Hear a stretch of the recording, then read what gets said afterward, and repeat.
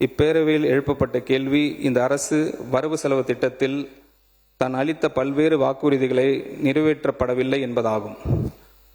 மாண்புமிகு பேரவைத் தலைவர் அவர்களே, இந்த அரசு அளித்த அனைத்து வாக்குறுதிகளையும் நிறைவேற்றும் என்ற நம்பிக்கை இந்த சபைக்கும் பொதுமக்களுக்கும் நான் மீண்டும் அளிக்க விரும்புகிறேன்.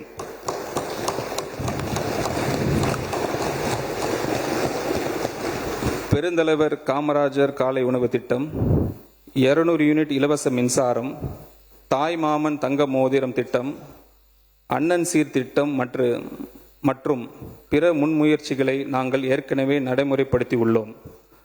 நமது அரசு எப்படிப்பட்ட ஒரு நிதி சிக்கலில் ஆட்சி பொறுப்பை ஏற்றுள்ளது என்பது அனைவருக்கும் தெரியும்.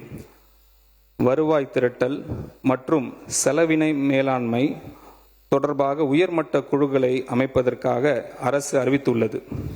இந்த முயற்சிகள் மிக விரைவில் பலனளித்து அரசுக்கு தேவையான நிதி ஆதாரங்களை வழங்கும். இந்த நிதி ஆதாரங்கள் கிடைக்கப் பெற்றவுடன் அனைத்து வாக்குறுதிகளும் நிறைவேற்றப்படும்.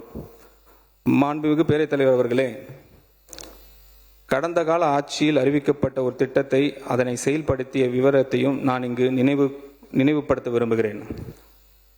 திட்டம் மகளிர் உரிமை தொகை. வாக்குறுதி அளிக்கப்பட்டது 2021 ஆண்டு சட்டப்பேரவை தேர்தல் அறிக்கையில். அரசு பதவியேற்றது மே 2021. முதல் நிதிநிலை அறிக்கை அவங்க சப்மிட் பண்ணது ஆகஸ்ட் 2021. திட்டத்துக்கு ஒதுக்கீடு எதுவும் செய்யலை.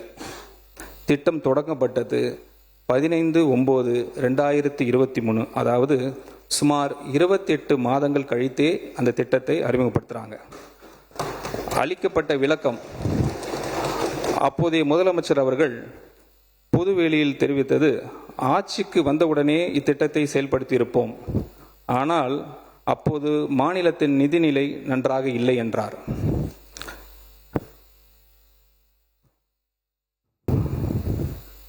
மாண்புமிகு பேரவைத் தலைவர் அவர்களே, இப்பேரவையில் எழுப்பப்பட்ட கேள்வி, திட்டங்களின் அடிப்படை தன்மையில் எந்த மாற்றமும் இல்லாமல் அவற்றின் பெயர்கள் மட்டும் மாற்றப்பட்டுள்ளன என்பதாகும். இந்த அரசு முந்தைய அரசுகளின் எந்த திட்டத்தையும் வெறுமன நகல் எடுக்கவில்லை. மாறாக திட்டங்களையும் அவற்றின் பலன்களையும் மேம்படுத்த திடமான முயற்சிகளை மேற்கொண்டுள்ளது.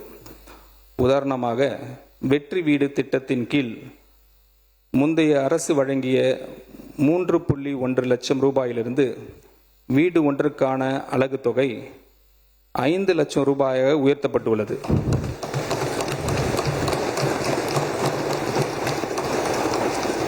ஒவ்வொரு திட்டமும் அதிக மக்களை சென்றடையும் வகையில் மேம்படுத்தப்படும்.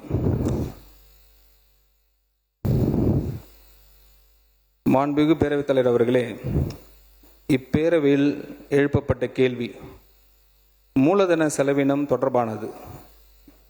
ஐபியில் ஏற்கனவே வழங்கப்பட்டதை விட மூலதன செலவினத்திற்கான ஒதுக்கீடு ஏன் குறைவாக இருந்தது? முந்தைய அரசு மூலதன செலவினத்தின் நியூமெரிக்கல் வேல்யூஸ் மட்டுமே பார்த்தது.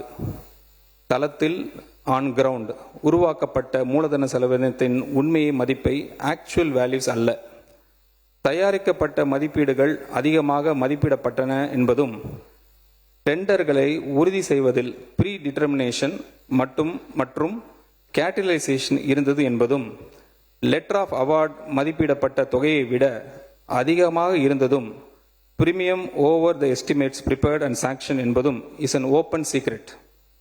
முந்தைய அரசு டெண்டர் வழங்குவதில் செய்த முறைகேடுகளை ஒவ்வொன்றாக நாங்கள் ஆராய தொடங்கியுள்ளோம்.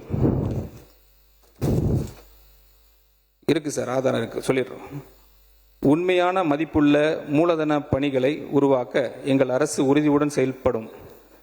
மேலும் ரிவைஸ் பட்ஜெட் எஸ்டிமேட் 2026-27 மூலதன செலவினத்தின் கேப்ஸ் வளர்ச்சி, கேபிட்டல் எக்ஸ்பெண்டிச்சர், முந்தைய நிதி ஆண்டின் உண்மையான வளர்ச்சி விகிதத்தை விட அதிகமாக உள்ளது. அதுக்கு ஒரு எக்ஸாம்பிள் சொல்லிடுறேன். 2024-25 செலவினம் 47,101 கோடி.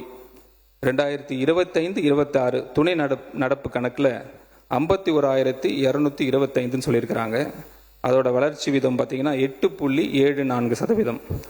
அதே ரிவைஸ் பட்ஜெட்டில் 2026-27 நாங்கள் இப்போ சப்மிட் பண்ணதில் 56,985 கோடி, அதாவது கிட்டத்தட்ட 11.25% கிட்டத்தட்ட வளர்ச்சி. அது இது தொடர்பாக 2021 ஆண்டு ஆட்சி மாற்றம் ஏற்பட்ட சூழ்நிலையில் நடந்த நிகழ்வுகளையும் ஒப்பிட்டு நினைவு கூற விரும்புகிறேன். பதவி விலகிய அரசு 2021-22 ஆண்டிற்கான இடைக்கால வரவு செலவு திட்ட மதிப்பீடை பிப்ரவரி 2021 சட்டமன்றத்தில் தாக்கல் செய்தது. அந்த மதிப்பில் மொத்த வருவாய் செலவினம் 2,60,409 கோடி ரூபாயாகவும், மூலதன செலவினம் 43,170 கோடி ரூபாயாகவும், வருவாய் பற்றாக்குறை 41,417 ரூபாயாகவும் மதிப்பிடப்பட்டிருந்தது. ஆனால் புதிதாக பொறுப்பேற்ற அரசு 13/8/2021 அன்று சட்டமன்றத்தில் தாக்கல் செய்த திருத்த வரவு செலவு திட்ட மதிப்பீடு 2021-22 ரிவைஸ் பட்ஜெட் எஸ்டிமேட் 21-22 இல் மேற்படி ஐபியில் புள்ளி விவரங்களிலிருந்து பல தலைப்புகளிலும் கணிசமாக மறுமதிப்பீடு செய்திருந்தது. குறிப்பாக மூலதன செலவினம் 43,170 கோடி ரூபாயிலிருந்து 42,180 கோடி ரூபாய், சுமார் 1000 கோடி ரூபாய் அளவிற்கு குறைக்கப்பட்டது. வருவாய் பற்றாக்குறை 41,417 கோடி ரூபாயிலிருந்து 58,692 கோடி ரூபாய் உயர்த்தப்பட்டது. எனவே துறைவாரியான மதிப்பீடுகளை உயர்த்துவதும் குறைப்பதும் நிகழ்கால செலவினத்தை பொறுத்தே உள்ளது என்பது தெரிவித்துக் கொள்கிறேன்.